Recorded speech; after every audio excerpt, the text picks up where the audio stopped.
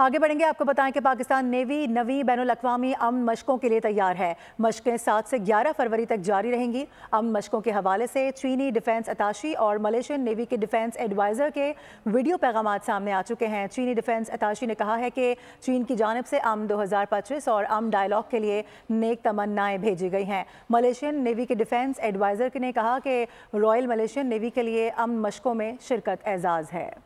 中国一向主张与各国同走和平发展道路，共谋和平、共护和平、共享和平。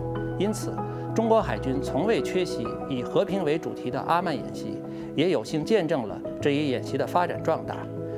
在此，我衷心预祝我们兄弟海军主办的阿曼良武演习和新创的论坛圆满成功，不断为地区海上安全合作注入新的动力，共赴和平。 It's a great privilege to the Royal Malaysian Navy to participate in Aman Exercise 2025. Together, we promote peace and stability in maritime domain.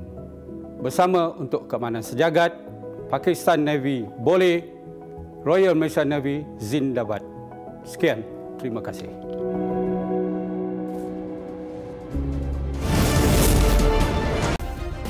Subscribe करें और बेल दबाएं ताकि कोई खबर रह न जाए।